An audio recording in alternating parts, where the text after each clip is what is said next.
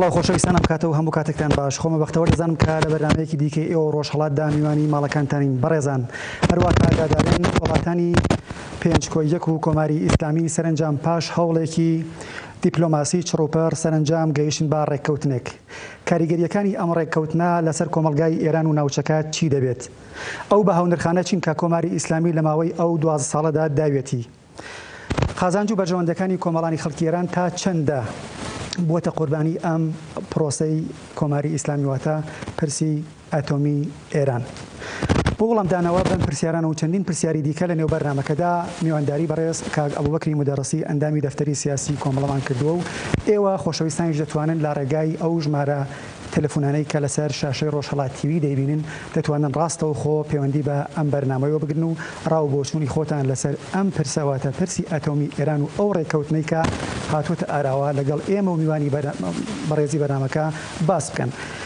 ئەو خۆشەویستانش کە ئیمکانی ئەویان هەیە لە ڕێگای وایبەر واتساپ و لاینەوە پێیان بۆ ئەم بەرنامەیە بنێرن ئەوانش دەتوانن لە ڕێگای ژمارە مۆبایلی 0964 750 385 0416 پێیان بۆ ئەم بەرنامەیە بنێرن و ڕاستەوخۆ بەشداری لە بەرنامەکەدا بکەن.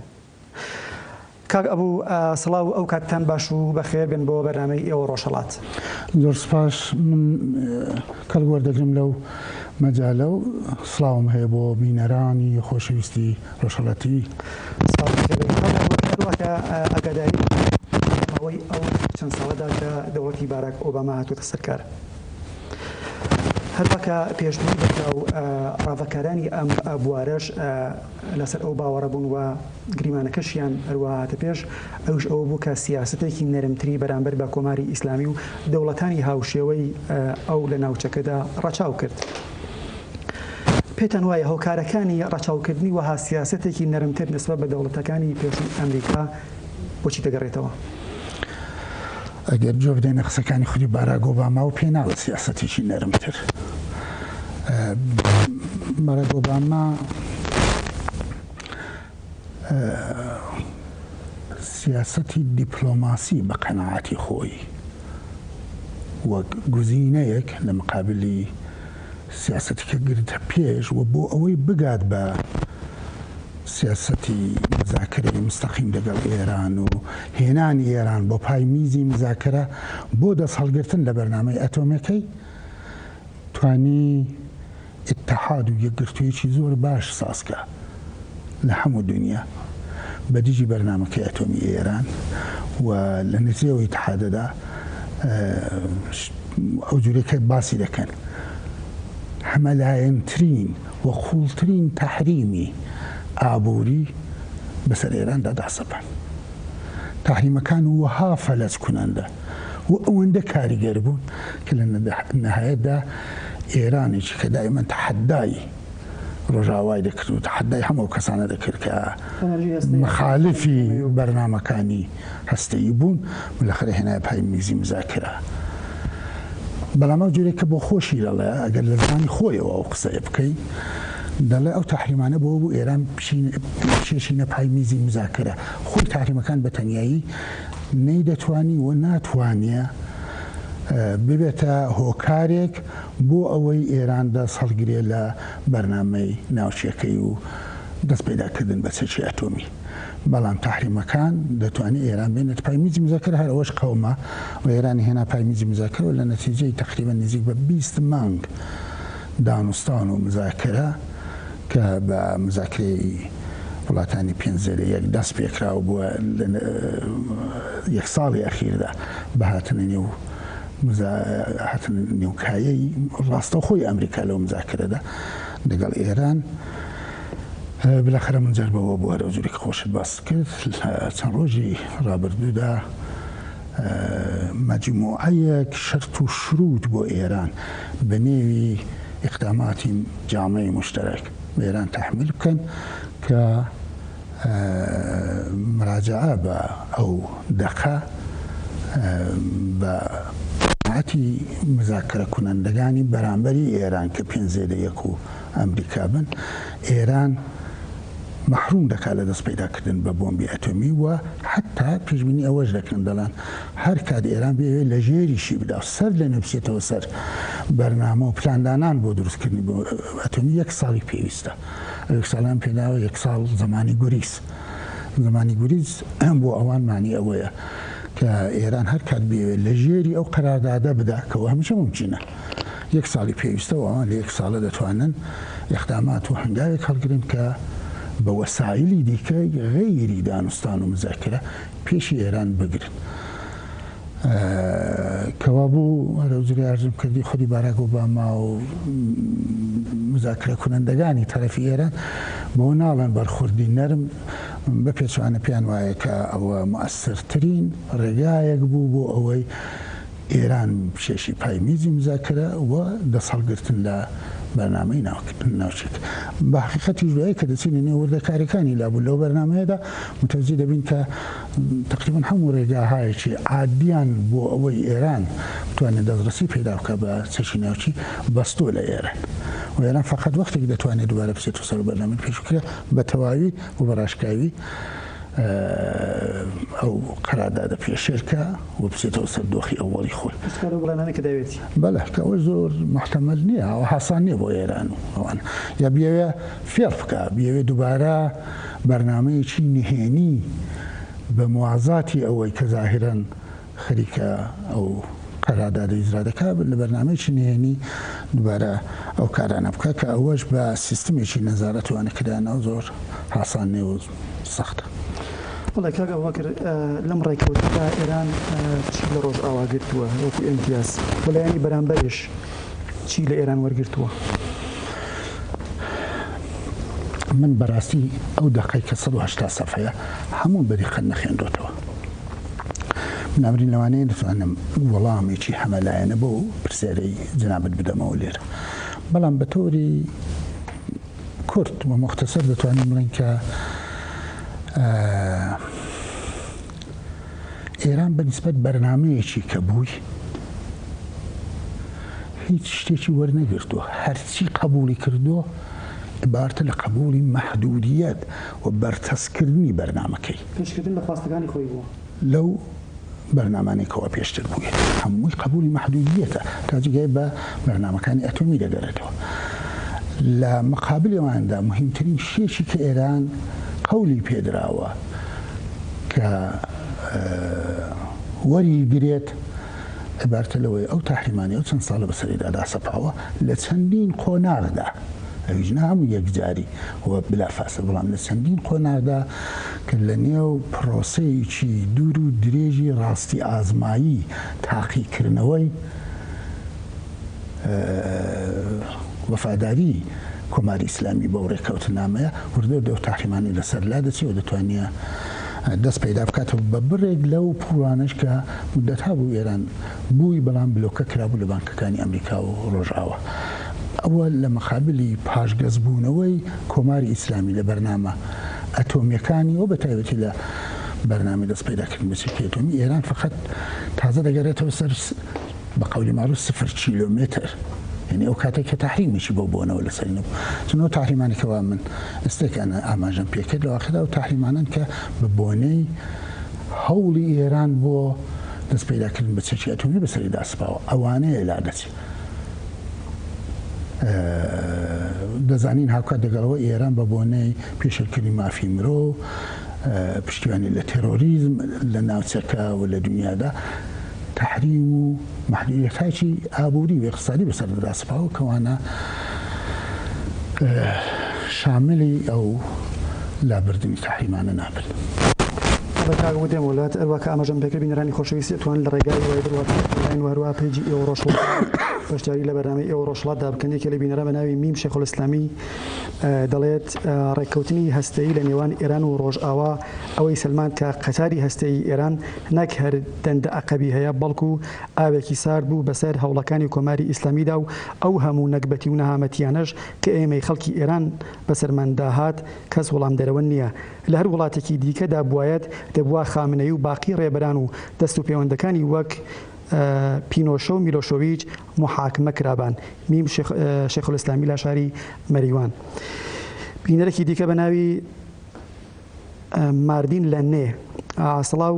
سڵاو لە ماوەی ئەو 13 ساڵەدا کە چالاکی ناوەکی ئێران بووە باسی میدیاکان ئەوە ئێمەی خەڵکی ئێران و کوردستان بووین کە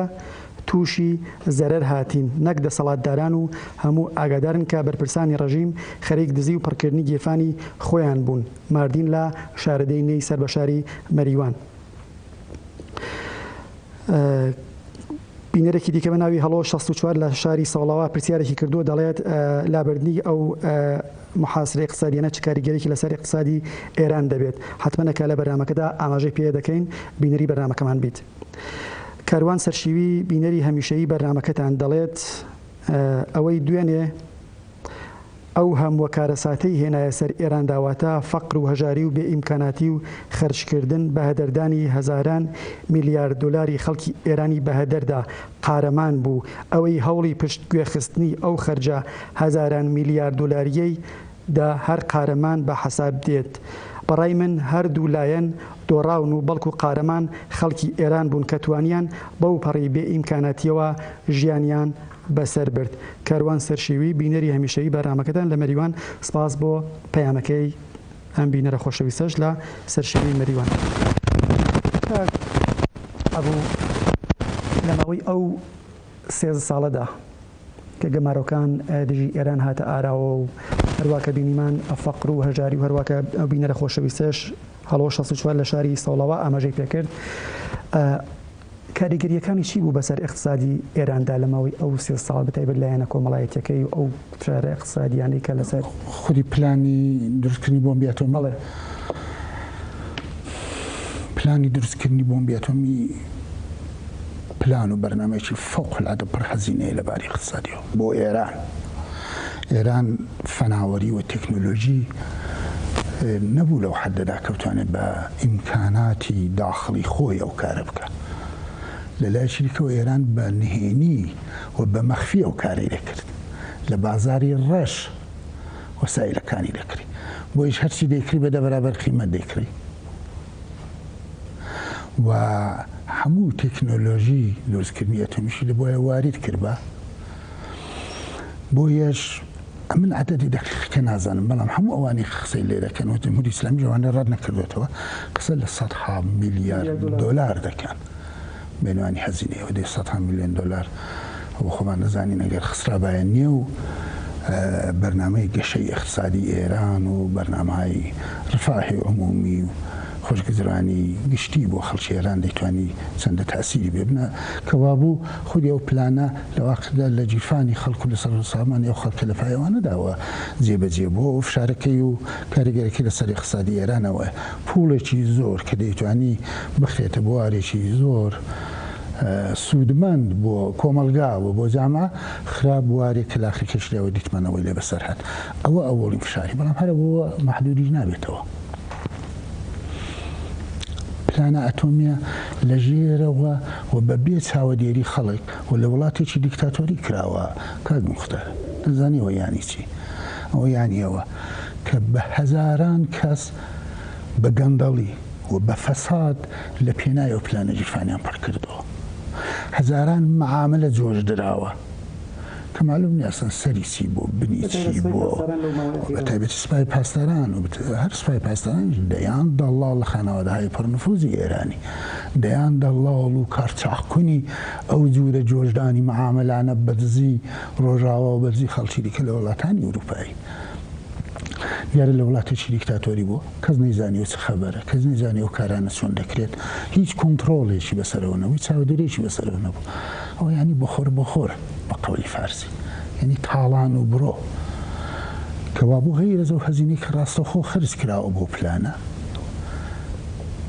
بە خاتری ئەوەی ئەو بەرنامەریزیە و ئەو پلانەی کە داڕێژراوە نهێنی قاچاق و دوور لە چاوی خەڵک بۆ بەخۆی بۆتە مایەی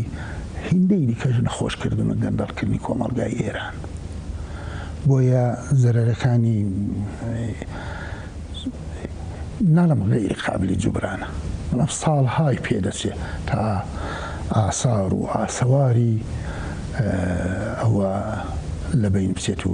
ناتوانێت و کۆمەڵگایە جێگای خۆی بکرێت و تازەگە قەرار وابێ جێگای خۆی بکرێت کەەوەش کە زۆر ڕۆشن نیە و حتمی نیە بۆژەوە تێچوونیی زۆر گەورەی بۆ بەڕاستی بۆ خەڵک ئێتدا دێنەوە سەریەگەر لە پرسیارەکانی دیکە کرا حەقی مسلەمی ماست و جۆرەشتانەوان هەموو پرۆپاگەندەی تەبلیغاتی بوون بۆ شاردنەوەی ئەوە بۆ دروستکردنی ڕوورێکی میلی لە پشتی ئەو بەرنامەیەکەنە لە قازانجی خەڵک بوونە لە بەرژەوەندی بوو ئەوانەکە هەموو دەزانین لە ئێران و بەهۆی ئەو ڕژیمە دیکتاتۆری و ئەو جا تەڵەبیە منتەقەیەی کە هەیەی کە هەمووی نامەشروعە دروستکردنی هیلالی شیعە بە دەوری ئێران و دەستێوەردان لە وڵاتانی کە بەڵام لەوانە هەموو بەدەر هەر لەباری تێکنیکی سرفەوە بەو ئیدعای کە ئێرانەوە ماوەیە کردوێتی کە ئەو بەرنامە ئەو پلانە بۆ دروستکردن و تەولیدی کارەبا بۆ مطلقاً نیشان دراوە لەلایەن دانیشمەندان و خەڵکی زۆر بە ئاگاه لەباری علمیەوە کە ئێران مطلقاً پرۆژەی پیتاندنی ئۆرانیۆم و دروستکردنی سوختی ڕاکتۆر ئەتۆمیەکان لە داخلی خۆی بە قازانجی نییە بە پێچوان ئەوانەی کریبا و لە جگایریکە کردبا زۆر بە سەرفترە بوو لەباری اقتصادیەوە بۆیە حتا ئەگەر بە فەرزی مەحاڵ ئیدعاکانی ئێرانیش قبولکەین کە بۆ بۆمبی ئەتۆمی نەبوو و بۆ بەرهەمهێنانی کارەبا و بەرق بۆ دیسانیش هەر بەرنامەیەکی زۆر بەزەرەر بۆ لەباری اقتصادیەوە و زۆر خراپ بووە. بەڵێ ئەبوو بە گوتەی حەسەن ڕۆحانی لابردنی گەمارۆکانی ڕۆژئاوا کاریگەری خێرای دەبێت لەسەر ئابووری ئێران. ئایا بەو ئابووریە داڕوخاوەی کە ئێران هەیەی بەتایبەت بەهۆی ئەو گەماروانی کە لە ماوەی 2 ساڵی ڕابردوودا بەسەر ئێراندا سەپاوە ئایا بەو خێراییە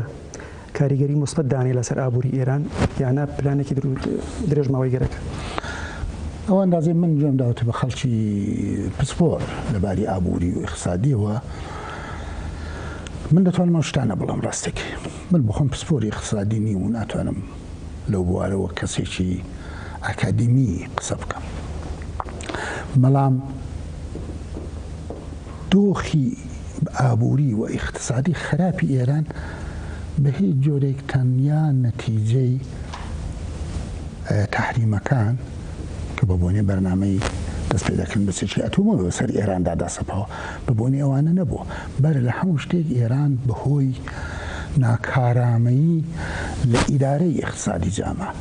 بەهۆی گەندەڵی بەهۆی نەبوونی هیچ پلان و نەخشەیەک بۆ گەشەی اقتصادی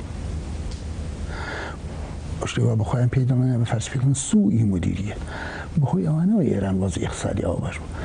ئێوە تحریمەکانی پێسەر ئێراندا سەپاوە لە هەر زمانێک بوو پێشەوە تەماشاکەین وانە بۆ کە گویا ئێران پێشتر بە هەشتێکی بەرین بۆ تحریمەکان وەزعی ئێرانی خراپ کرد تابانە من ئینکاری ناکەم و حاشا ناکرێت کە تحریمەکان وەزعی خەڵکی خراپتر کرد بازاری ئێرانی هیندەی دیکە تووشی کەسادی کرد بەڵام وەزعی خراپی اقتصادی ئێران زۆر بەر لە تحریمەکان و هەر لەگەڵ دەستپێکی کۆماری ئیسلامی دەستی پێکراوە زاوە دەلایلی زۆری هەیە هێنا هاتم بۆ نێوەردەکارەکانی شای پێیج نەکا لەو بەرنامەیە بەڵام لە پەناوە من ئیشارە بە شتێکی کێژەکەم ڕاستیکەی کۆماری ئیسلامی جگەلەوەی کە ئەولەویەتی لەباری ئابووری و اقتصادەوە هیچ کات گەشەیەکی اقتصادیکردنی ساختێک ژێرخانێکی ئابووری وەحکەم نەبوو ئەولەویەتەکانی کۆماری ئیسلامیش ڕاستەکەی شتی دیکە بوون ئەولەویەتەکانی کۆماری ئیسلامی باربوون لە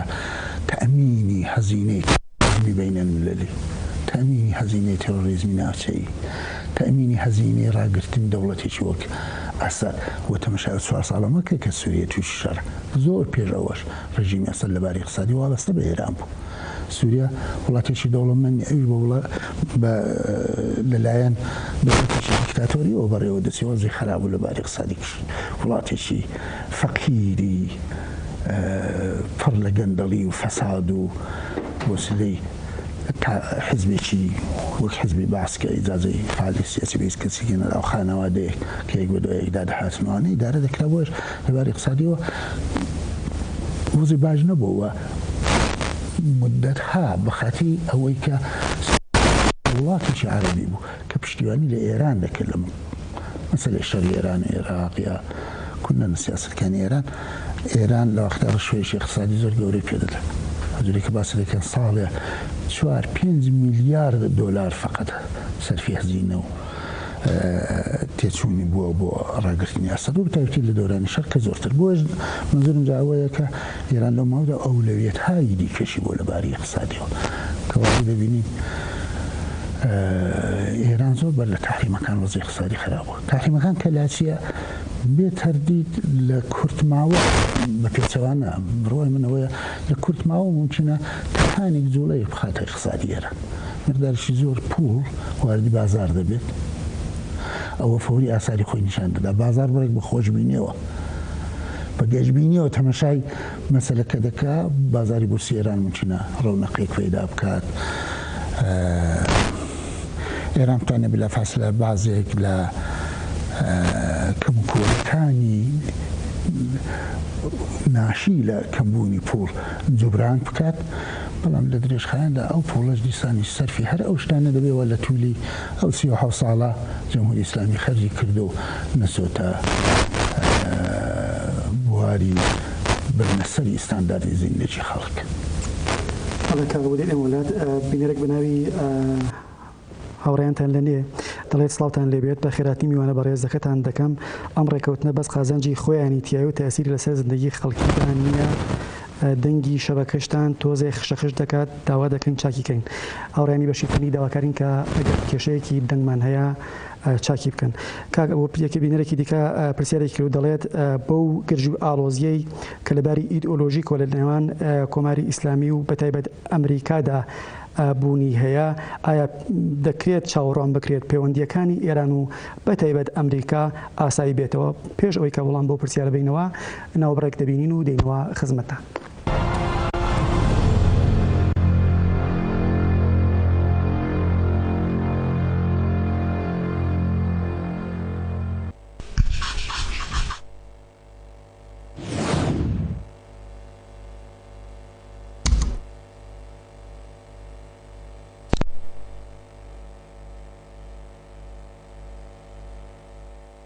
ئەستێرەکانی ڕۆژهەڵات تایبەت بە کاروانی شەهیدانی سەربەرزی کۆمەڵە کە گیانیان لە پێناو ئامانجە بەرزەکانی کۆمەڵەدا بەخت کرد ئەو پێشمەرگە دلێرانەی کە بە گیان بەختکردن بە نیشتمان بەجێیان هێشت ئەوان بوێرانە بۆ ئینسانیەت و بۆ ئازادی کوردستان درەوشان و تێکۆشان و شەڕیان کرد و گیانی ئازیزیان بەخت کرد ئەمڕۆ پێشمەرگە بە چاوی گریانەوە لە تاسەی گیان بەخت کردواندایە و بە ئیرادەی پۆڵایین ڕێبواری ڕێگایانن بە شاهێدی مێژوو کەم بوون لەو میلەتانە کە وەکو کورد نرخی ئازادی و ئازادبوونیان دابێت گەر ببمە کێوی ئاڵتون بۆ ڕەنجدەران دەتوێمەوە چەکەکەم بۆ دابنێ سبەی دەگەڕێمەوە 100 جاری تر گیان بەختکەم لە ناو خوێندا بتلێمەوە هەر دێمەوە ناو کۆمەڵە و سرودەکەی دەڵێمەوە ئەستێرەکانی ڕۆژهەڵات هەموو شەوانی هەینی لە ڕۆژهەڵات تیڤ.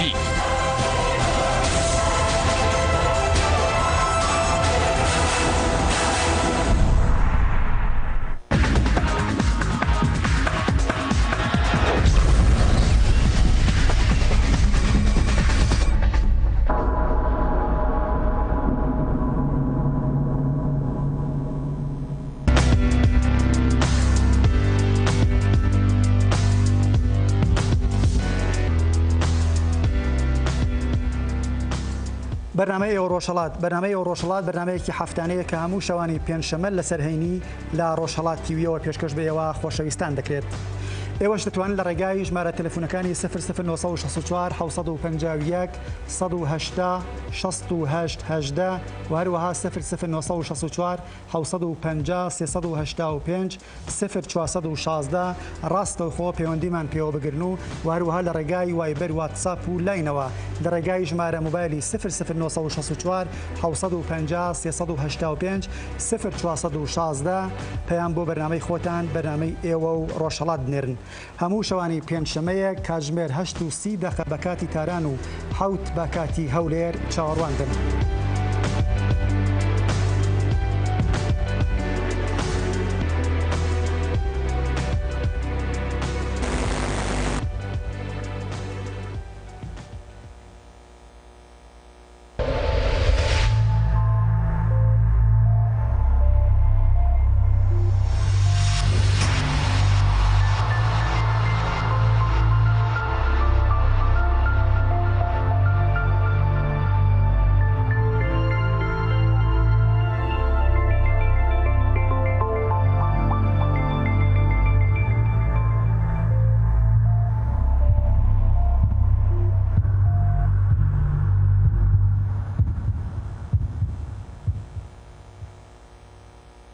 ئاور بەرنامەی ئاور شرۆڤەیە، شیکردنەوەیە و وردبوونەوەیە. بەرنامەی ئاور وردبوونەوە و ئاوردانەوەیە لە هەواڵەکان لە هەواڵە گرنگەکانی جیهان، ئێران و کوردستان. بەرنامەی ئاور شەوانی یەکشەمە و سێشەمە لە دوای هەواڵە کوردیەکان پێشکەشی ئێوەی بەڕێز دەبێت. لەم بەرنمەیەدا لەگەڵ میوانێکی بەڕێز ئاورێک دەدەینەوە لە هەواڵە گرنگەکانی جیهان، ئێران و کوردستان. لەگەڵ بەرنامەی ئاور شەوانی یەکشەمە و سێشەمە هاوڕێمان بن هەتا هەواڵە گرنگەکانی جیهان و ئێران و کوردستان لێک بدەینەوە.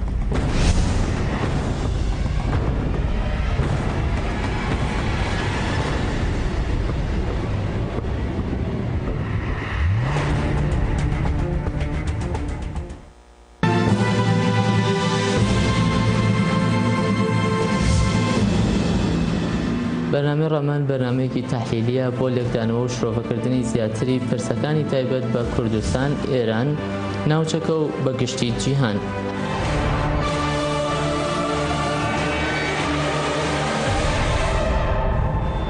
لە ڕۆژانی ڕابردوو ماڵپەڕانی خۆیەکان بڵاویان کردێتەوە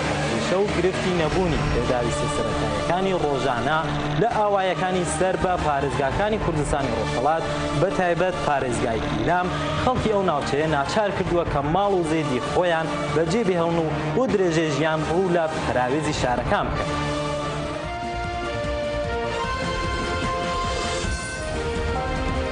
گەرموگەشتین سڵاوی ئێمەتان پێشکەش بینەرانی خۆشەویست بێڕای هاوکارانم بوونیەوە میوانی ماڵەکانتان بۆ پێشکەشکردنی بەرنامەیەکی دیکەی لاپەڕی حەوت.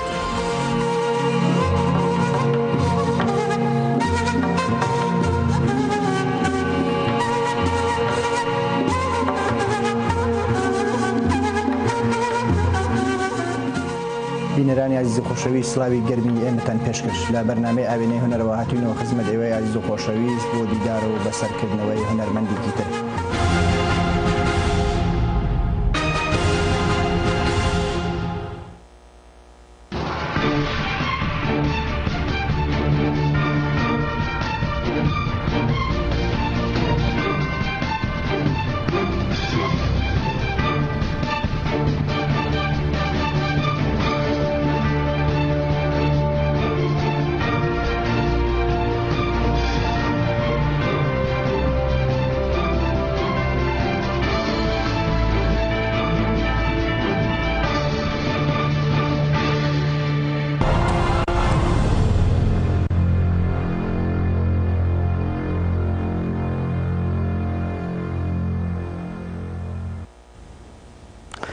سەباتی دووبارە لە خزمەتی ئێوە بینەرانی خۆشەویست کە بینەری بەرنامەی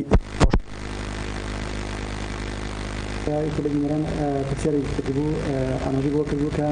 ئەو گرژی و ئاڵۆزی ئیدئۆلۆژی کە چەندین ساڵەی کە لە نێوان کۆماری ئیسلامی بە تایبەت ئەمریکادا بوونی هەبووە دەکرێت چاوەڕوان بکرێت پاش ئەو ڕێککەوتنەی ئێران و پێنجکۆیەک پەیوەندەکانی ئێران و ئەمریکا بە تایبەت ئاسایی بێتەوە. من پێم وایە وەڵەن ئەو ئاڵۆزانە بین ئێران و ئەمریکا فقەت ئیدۆلۆژیک نییە، ئەمە کەمتر ئیدۆلۆژیکە. ئیدۆلۆژی فقەت پۆشیشەکە. ئاڵۆزەکان لە دوو بەرژەوەندی کاملن لە مقابل یەکتی لە بەرامبەر یەکترا سەرچاوە دەگرێت. بەرژەوەندەکانی جمهوری ئیسلامی وەک ڕژیمێکی تۆندڕەوی ئاینی لە ناوچە لە زۆر بواراندا تەسادم پەیدا دەکات، بەرخورد پەیدا دەکات بە بەرژەوەندەکانی ڕۆژاوا بەگشتی و ئەمریکا بە تایبەتی. بۆژەوە ئاڵۆزیهایەکی تەنها فیکری نییە، ئاڵۆزیهایەکی مادێ لەسەر بەرژەوەندی جیاوازە. ئەمن دەتوانم کۆماری ئیسلامی بەبێ بۆمبی ئەتۆمی یا بە بۆمبی ئەتۆمی تەواور بکەم. کۆماری ئیسلامیمان دەتوانێت هەبێ بۆمبی ئەتۆمی بێ، دەتوانێت کۆماری ئیسلامیمان هەبێ، کۆماری ئیسلامی ئێران دەڵێن باسی ئەوە دەکەین بەبێ بۆمبی ئەتۆمی. بەڵام کۆماری ئیسلامی بەبێ پشتیوانی لە تەرۆریزم، بەبێ پشتیوانی لە شەڕی تایفی و ئاینی، کۆماری ئیسلامی بەبێ پێشەرکاریەکی بەربڵاوی مافی مرۆڤ لە ناوەوە لە بواری ئازادی سیاسی، لە بواری ئازادی کۆمەڵایەتی، لە بواری یەکسانی بینی ژن و پیا، ئەوانە ناتوانین تەسەوور بکەین ئەگەر کۆماری ئیسلامی وانی نەبێت، تازە کۆماری ئیسلامینە. بۆیەش حل و فەسلی ئەو مەسەلەیە، یعنی تەسەووری ڕژیمێک فعلی کە ئێستا لە ئێرانە بەبێ ئەوانە زۆر سەخترە لەوەی کە ئێمە دیتمان لە مەسەلەی دانوستانی ئەتۆمی. بۆیەش پێم وایەوە ئاسانە، مناڵم لەباری ڕازیەوە غەیری مومچینە، ئەو پەیوەندیانە قەت ئاسایی نابێتەوە، بەڵام ئاسان نییە. بە پێچەوانە تەسەووری من ئەوەیە کە دوای تەوافق و ڕێکەوتنی ئێران بەو شێوەیە لەسەر محدودکردنی بەرنامەکانی هەستەیی دەورانێکی تازە و قۆناغێکی تازە لە ڕاوابط و مناسبات و پەیوەندی بینی ئێران و ئەمریکا و ڕۆژاوە دێت پێشی کە ئێران تێدا زەعیفترە لە جاران قەویتر نییە. بۆیە ڕۆژاوا بەردەوام هەوڵ دەدات کە ئیمتیازی زۆرتر لە ئێران وەرگێ و ئێران زۆرتر وادار بە پاشەکشە بکە و ئەو مەسەلەیە خودی ئیقتدار و چێهرە و ڕواڵەتی ڕژیمی لە بەرچاوی خەڵکی دێنێت خوارێ. ئەمن پێم زۆر زۆر ئاستەمە ئێران دەسەڵگرێ مەسەلان لە پشتیوانی لە ئەساد لە سووریە، ئێران دەسەڵگرێ لە پرچەکردن و لەباری ماڵەوە تەئمینکردنی حزب الله لە لوبنان، ئێران دەسەڵگرێ لە پشتیوانی لە حوسەکانی یەمەن، ئێران دەسەڵگرێ لە پشتیوانی لە تونڕەوەکانی فلستین بە زەرەری پەیداکردنی ڕێگا حەلیشی ئاشتی خوازانە.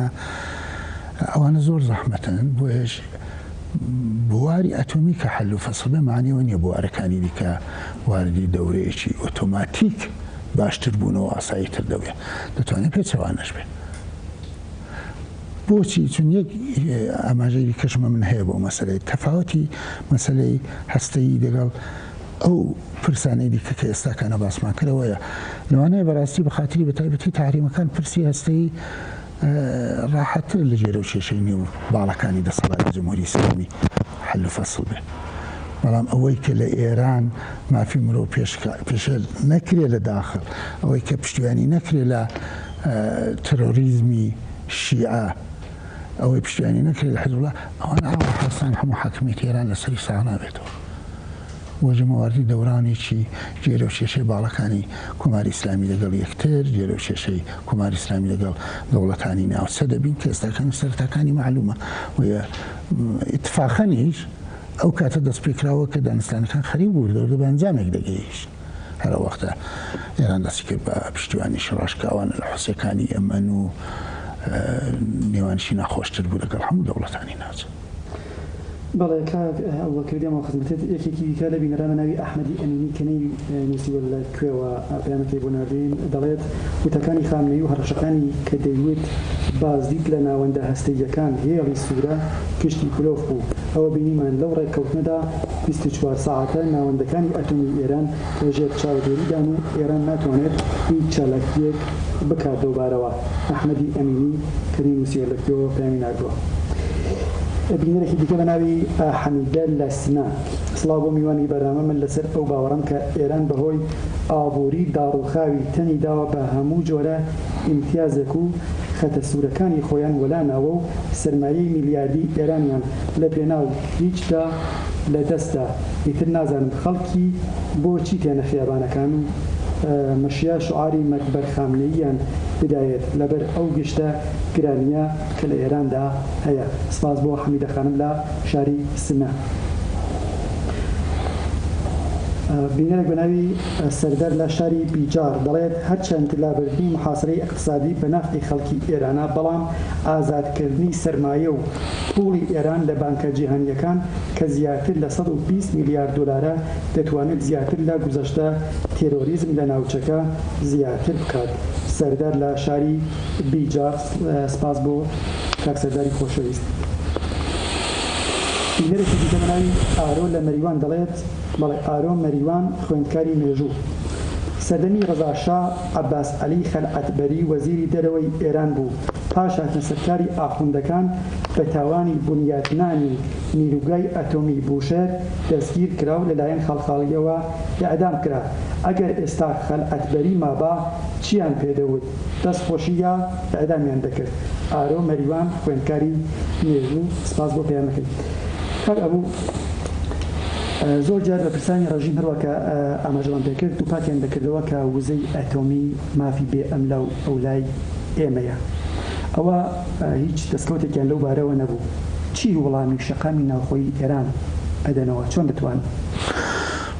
من ئەگەر ئەو ئیجازەم هەبێت کە لەلایەن شەقامی ناوخۆی ئێرانەوە قسە بکەم، دەڵێم ئەوەی حەقی مسلەمی خەڵکی ئێرانە، ئەوەی خەڵکی ئێران ژیانێکی شیاوی ئینسانیان هەبێ، ئەوە حەقی مسلەمیان، کاریان هەبێ، منداڵەکانیان لە برسان مەدرسە تەعتیل نەکەن، خواردنی بە ئەندازەی کافی و پێویست و زیندەجیشی سڵامەت و تەندروستیان لەسەر سفرەکەیان هەبێ. حەقی مسلەمی خەڵک ئەوە نییە ئەرز قوڵکەی هەشتانەوە چین و تو لەوێ معلوم نییە چی دەکەی بۆم بێک دروست دەکەی کە غەیرەز ماڵ وێرانی چی لێ ناکەوێتەوە. حەقی مسلەمی خەڵکەوەی ئازادی بەیانیان هەبێ. حەقی مسلەمی خەڵکەوەیە کە بتوانن ئەو جوورەی پیان خۆشە و قەناعەتیانە حزبی سیاسی دروست وەردی حزبی سیاسی ئەوە حەقی مسلەمی.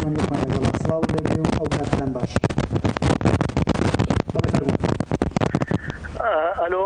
بەڵێ فەرموو. سڵاو ڕێزم هەیە بۆ میوانی بەرنامەکە بە پێ هەواڵانەی کە هەیە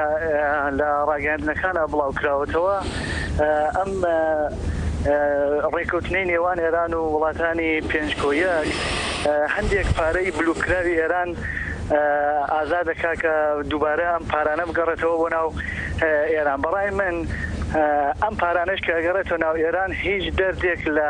ئەم کێشانەی کە ئێستا خەڵکی ئێران و خەڵکی کوردستان و ئەو ناوچانەی کە ناوچەهایەکی دواکەوتون لە بواری اقتصادی و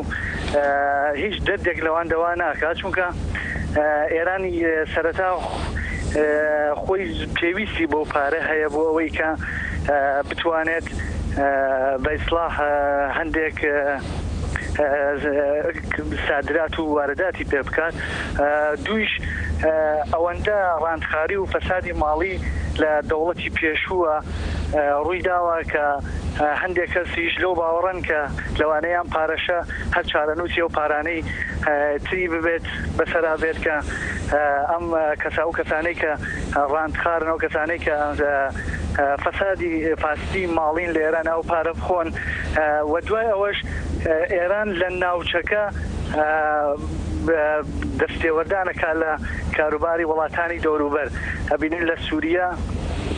دەستێوەردانەکە، لە یەمەن دەستێوەردانەکات، هەروەها لە لوبنان دەستێوەردانەکە. ئەو پارە هەر بەشیەوە کات کە یارمەتیە وڵاتانەی پێ بدات کە ئەو شتەی کە ئەبوبەکری مودەڕسی لە ئاماژەی پێدا، ئەو هلالی شیعی کە کۆماری ئیسلامی ئەوێت دروستی بکە یارمەتیە وڵاتانە بدات. بۆیە بەڕای من خەڵکی ئێران نابێت چاوەڕێەوە بن کە ئەم ڕێکەوتنە بارودۆخی ئابووری ئەوان چاک بکات. بەڵێ سپاس بۆ پەیوەندەکەی گەری خۆشەویست. سپاس. بەڵێ بەڵێ ئەو بینەوە خۆشەویستە ئەو قسانی کە کردی من لەگەڵ زۆربەی هەر زۆریان موافقم و پێم وایە هەر ئەو جۆرەیە کە ئەو باسی کرد بەڵام ئەگەر بینەوە سەر پشتارەکە پێشوو من دەمەویستەوە بڵم ئەو شتێک حاقی مسلمی خەڵکیی متەمەدنی بە کەرامەتە لە دنیای ئەوڕۆکان ئەوانەیەوە من باسم کرد زۆر شتی دیکەی لەو بوارە و لەو بابەتەدا لەبارەی ئازادی های سیاسی ئازادی کۆمەڵایەتی لەبارەی دەست پەیداکردن بە ژیانێکی تەندروست و ئاسوودە ئەوانە حەقی مسلمی خەڵکە ئەو حەقی مسلمانە کاری مختار ڕۆژانە و هەموو ساعاتێک پێشێل دەکرێت بە تووری 37 ساڵ ئەوەی خەڵک لە مقابلی ئەو شعارەدا دەبێت بیڵن و کتویانە لە هەرجگای مەجالیان بوو بەداخەوە خەڵکی شەقام ئەوەندە مەجالیان نییە بتوانن ڕاشکاوانە دەنجی خۆیان بەرزکەنەوە بەڵام ئەوەندەیان مەجال بوویانە و کتویانە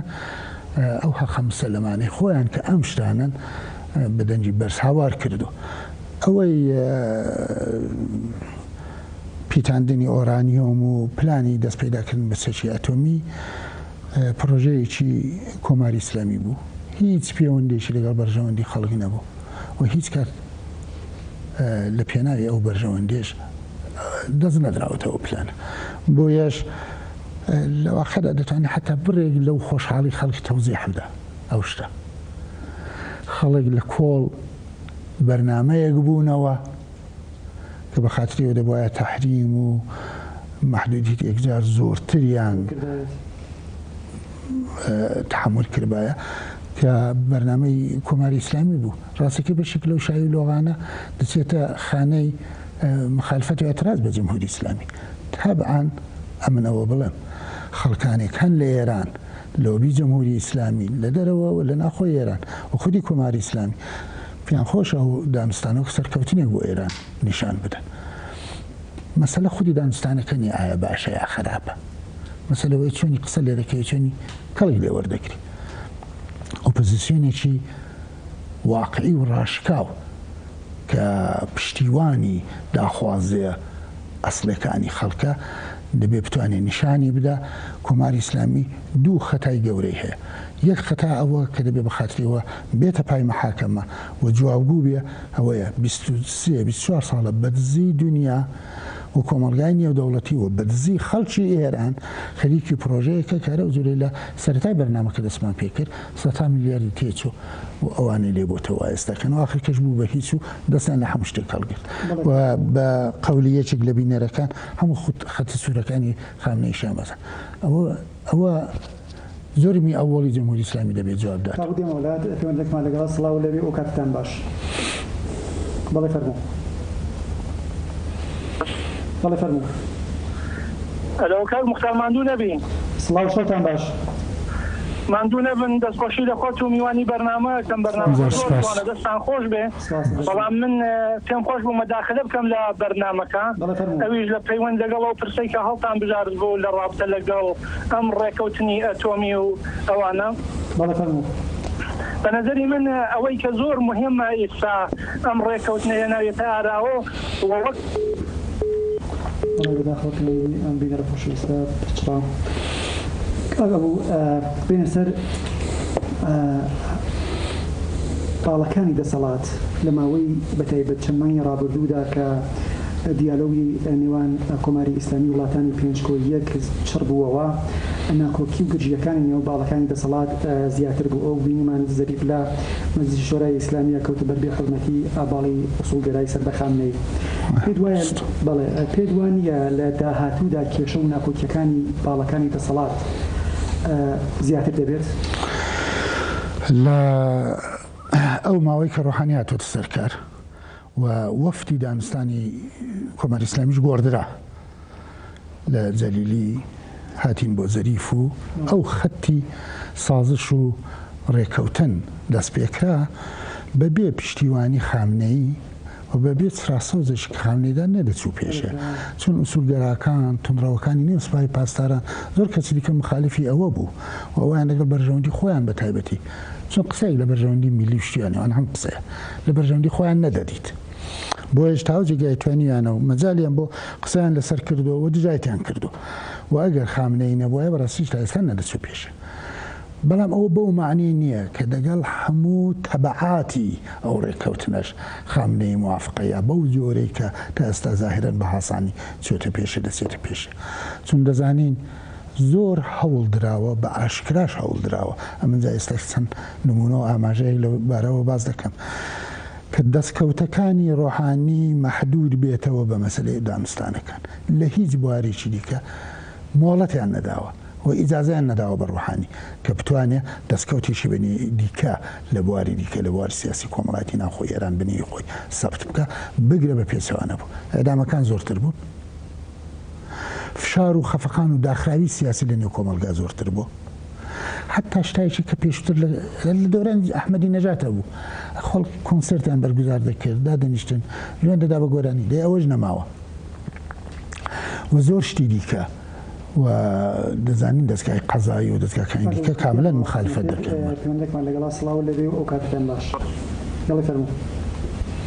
کە مختار ببوورە هەڵەکە هێڵەکە قەت بوو ئەوە دەمەویست ئەوە بڵێم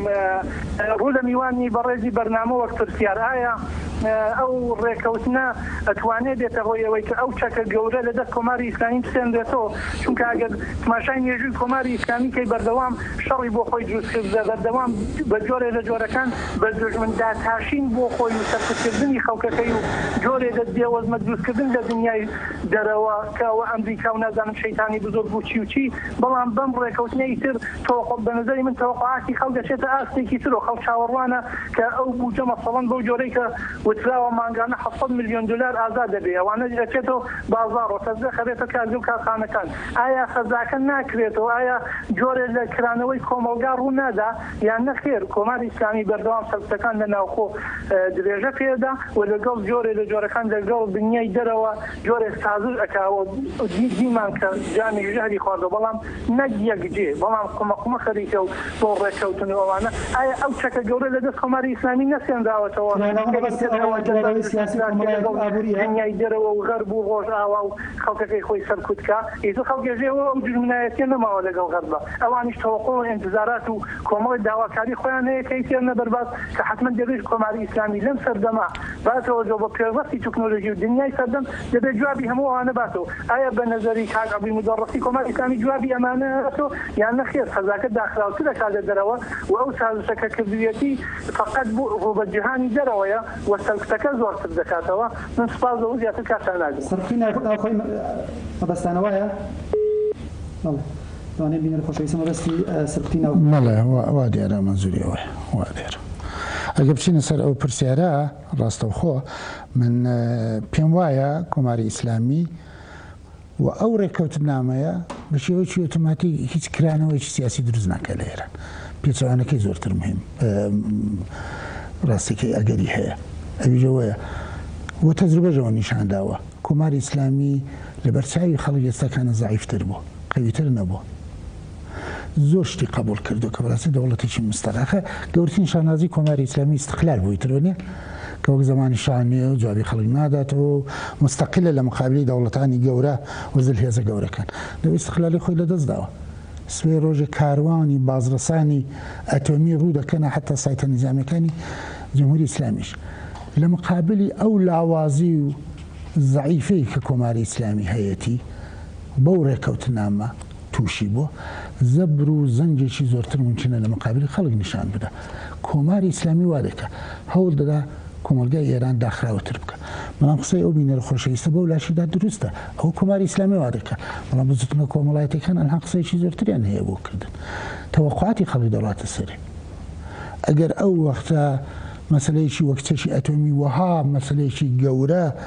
و میلی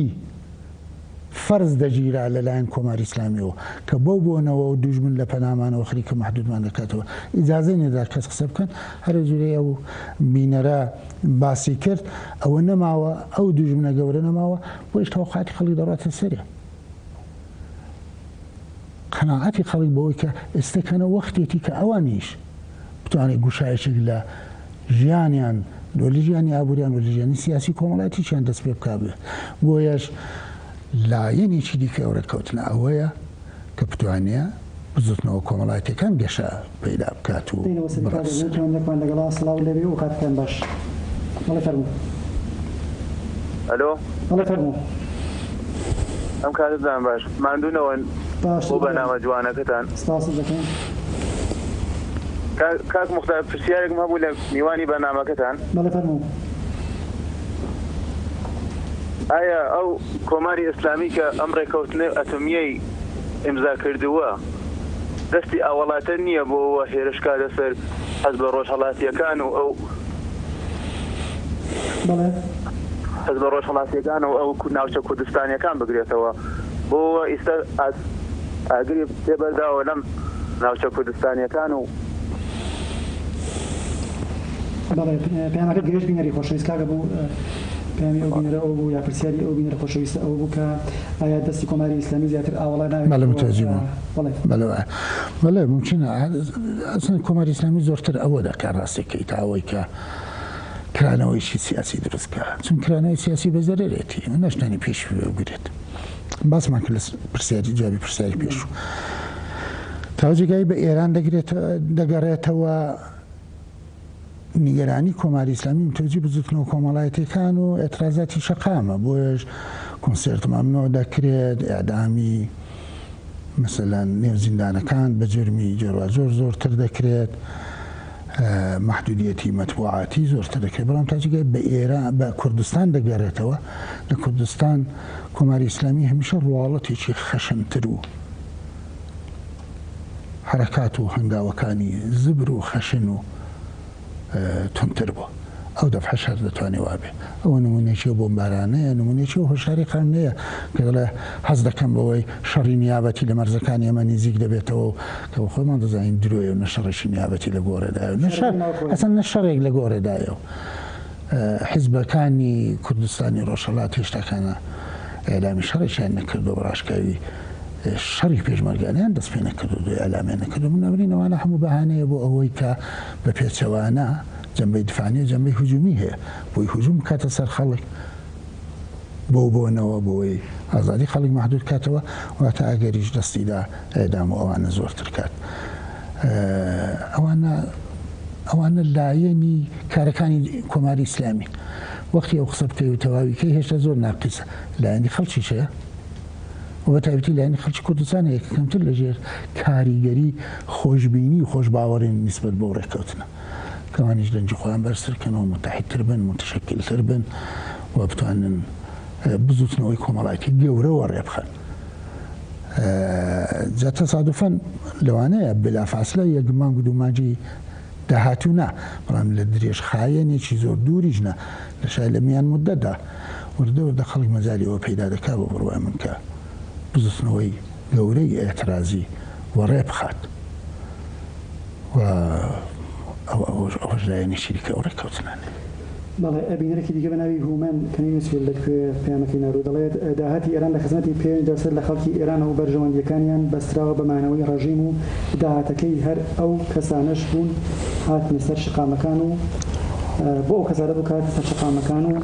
شادیان گێڕا خەڵکی کرێکار و زەحمەتکێش لە پێش تەحریمەکانەوە و دوای تەحریمەکانیش ژیانیان ناگۆڕدێت و لە هێزی کار و زەحمەتی خۆیان دەخۆن هومەن کەنی نووسیوە لەکوێوە سپاس بۆ پەیامەکەی نەشمیل هەر لە ئێستاوە کۆمپانیا و شرکەتە گەورەکانی ئوروپا کیسەیان بۆ ئێران دادڕیوە و دەیانەوێت لە پوڵی بلۆکەکراوی ئێران کە بڕیارە بیگەڕێنەوە بۆ ئێران بە قازانجی خۆیان سەرمایه‌گوزاری بکەن گەرانەوەی ئەو پوڵانەیش کەمترین قازانجی بۆ خەڵکی ئێران دەبێت ئەمە ڕاوبۆچوونی نەشمیلە کەنی نووسیوە لەکوێوە پەیامی نردووە بینەرێکی دیکە بە ناوی لەیلا دەڵێت تا دوێنێ بوو ئەمریکا ئینگلیس شەیتانی گەورە بوون پەیوەندیگرتن لەگەڵیان حرام بوو هەمووان قسەکان ئاخونجەنەتیان لەبیرە کەوتی ئەگەر مانەوەی ئینقلاب لەسەر نوێشکردن یان نەکردن بکەوێتە خەتەرەوە ئێمە فتوا دەدەین خەڵکی نوێژ نەکەن تا ئینقلاب بمێنێتەوە کەوایە ئەمانە بەرژەوەندی تەسکی باندی و گروپی خۆیانیان لە بەرچاوە تا بەرژەوەندی گشتی بینەرێکی دیکە بە ناوی کارۆل لە پاوە دەڵێ ڕێگاچارەی دەربازبوونی خەڵکی ئێران لە نەهامەتیەکان ئەوەیە کە نیزامێکی دیمۆکراتیک بێتە سەرکار کێ وەڵام دەرەوەی ئەو هەمووە پارە خەرجکراوەیە کە لە ساڵی 1370 هەتاویەوە پێدرێت بە رووسیا چین و باقی وڵاتانی پەیوەندیدار کارۆل لە پاوە کابوو بینەرێکی دیکە پەیامێکی ناردوو دەڵێت نەزەری کۆمەڵە لە مەوردی ئەو ڕێککەوتنەوە چییە و پرسیارێکی کوتی کردووە ئەگەر دەکرێت توش کوتماوە نظری کۆمەڵە لە مۆرد ڕێککەوتنەکە نظری کۆمەڵە لە مۆرد ڕێککەوتنەکە زۆر خاڵی دەتوانێت تێدا بێت کە من بەشێک لەوان ئاماژەم کرد ئێستا کە نەفقەت بۆ توپاتکردنەوە و کورت بەسەریدا ڕۆیشتنەوەیە ئێمە پێمان وایە ئەو ڕێککەوتنە خۆی ئاماژەیەکی ڕاستە و خۆیە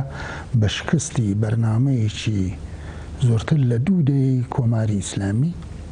بۆ دەست پەیداکردن بە چەکی ئەتۆمی کە بە قیمەتی میلیاردها دۆلار لەسەر سامانی خەڵک دەست پێکراوە بە هەموو ئەو هەزینانێکەوە پێشترم لە قسەکانی خۆم دەستم پێکرد بنابەرین هەر جۆرە نیشاندانی ئەوە بینوانی سەرکەوتنێکی دیپلۆماتیک بۆ ئێران بینوانی سەرکەوتنێکی سیاسی چاواشەکردنی ڕای خەڵکە و دەچێتە خانەی لۆبیکردن و پشتیوانیکردن لە کۆماری ئیسلامی بۆیش نەزەری ئێمە ئەو ڕێککەوتنە ئاماژەیەکی زۆر زۆر ڕۆشنە بە شکستی کۆماری ئیسلامی نظری کۆمەڵە لەبارەی ئەو ڕێککەوتنە ئەوەیە کە ئەو ڕێککەوتنە هەر جۆرێک کە ئەگەر و مەترسی ئەوە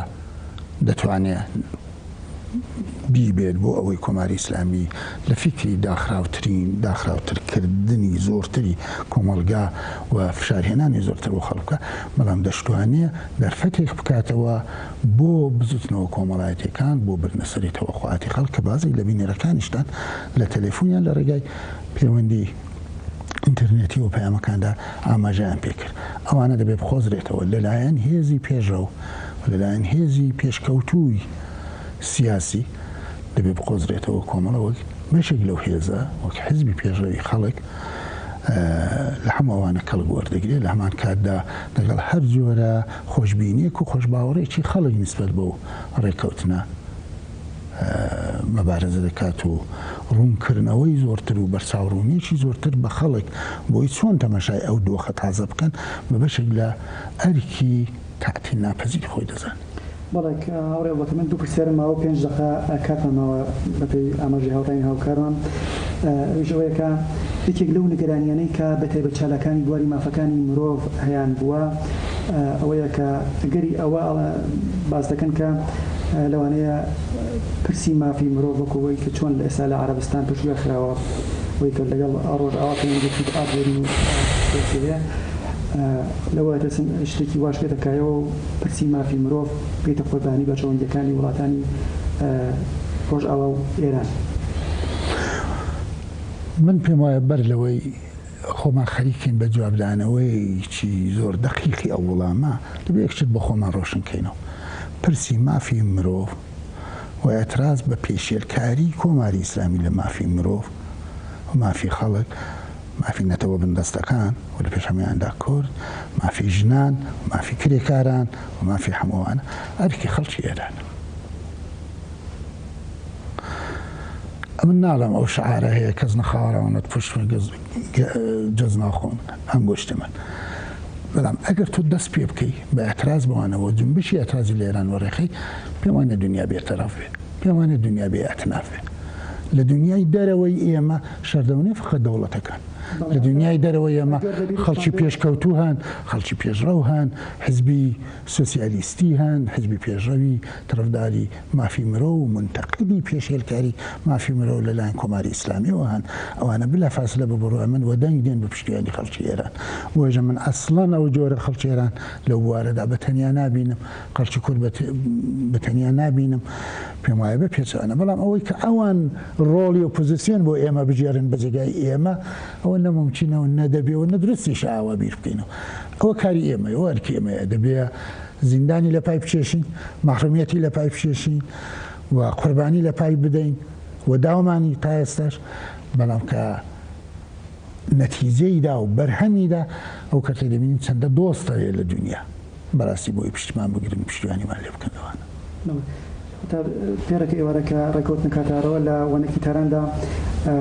ئەوانەی کاتونە سەرچەقامەکان ئاماژەیان بەوە کرد کە یا شعارەکانەوە بوو ئەمڕۆ تەوافقی هەستەوی سبەینێ حقوقی شارەوە کرد لە یەک دەقەدا ئەو ژەوەیە کە کاریگەری ئەم ڕێکوتنە چی دەبێت لەسەر ئازادی کوردستانی ڕۆژهەڵات؟ ئازادی کوردستان ڕۆژهەڵات باخیرە من کەمتر دەستنە ژێر کاریگەری نێگاتیوی ئەو ڕێککەوتنە ئەم ناتوانم لەلایەن حیزبەکانی دیکەوە قسە بکەم بەڵام لەلایەن کۆمەڵەوە دەتوانم ئەوە بڵێم کە ئێمە بە هیچ جۆز ناکەوینە ژێر کارگەری نەگاتیوی ئەو ڕێککەوتنە پێی ناومێتتر بین یا پێی وا ئەحساس بکەین لاوااستر بووین بە پێچەوانە دەبێت هەر ڕووداوێکی گەورەی ئاوا ڕوودەدا لە نێو کۆمەلگای ئێمە دەبێت تەماشا بکەی بزانی چ دەرگاهایشی دیکە دەکاتەوە چ دەرفاتهایشی دیکە دەکاتەوە بۆ تەشتیری مەبارەزە بۆ هەوڵی زۆرتر کۆشیشی زۆرتر من پێم وایە هەموو حیزبێکی ڕۆژهەڵاتی دەبێت هەروە بیر بکاتەوە کوتم ناتوانم لە زیادەوان قسە بکەم بەڵام لەلایەن کۆمەڵەوە کە قسە بکەم کۆمەڵە بە تەوری قات ئاوا دەکات باوەش پێ بڵم ئەخر لە پەنا هەموو ئەو شتانە کە ممکنە بڕێی نیگەرانی دروستکە شتێکی مثبەتیش هەیە وەختمان کەم بە سڕات لەسەری دڵم ممکنە کێشەی ئەتۆمی بکرێتە پەراوێز سون ڕێککەوتنامەیەکی لێکراوە ئەی ئەو وەختە مەجای ئەوەی کێشەی مافی مرۆ و پێشێرکارەکانی کۆماری ئیسلامی بێتە نێو ڕۆژەف بێتە نێو ناوەند و سنتەری تەوەجوهات و سرنجی خەڵکی دنیا ئەی زۆرتریشە زۆر محتەمیلە کە ئێمە لەگەڵ فەزایەکە زۆرتر ئیتفاقن لەسەر مافی مرۆڤ لە کوردستان لە جمهوری ئیسلامی قسە دەکەن ڕوبەڕوو بین و ئەوە بۆ ئێمە دەتوانێت بوارێکی باش بڕەخسێنێ بۆ فعالیەتی زۆرتر. بەڵێ ئەسپاسکا بۆ کە ڕۆژهەڵات داکرد یارە پرسی زۆر ماوە باسی داخەوە کاتی بەرنامەکە بەرەو کۆتایی چوو لە بەرنامی ڕۆژهەڵات. بەڵێ مەرانی خۆشەویست بەم شێوەیە گەیشتینە کۆتایی بەرنامەی ئەم شەوی ئێوە ڕۆژهەڵات. سپاس بۆ هەموو ئێوە خۆشەویستان کە بە شێوەی ڕاستەخۆ بەشداری لە بەرنامەکەتاندا کرد و ئەو بینەرە خۆشەویستانش کە پەیامیان نردووە و پەیوەندی بە بەرنامەکەەوە نەبووە حتمەکە من دوای بەرنامەکە وەڵامی هەر هەمووتان بدەمەوە. کاتن شەوی داهاتوو شاد و کامەران و بەختەوە بشید ماڵەوە.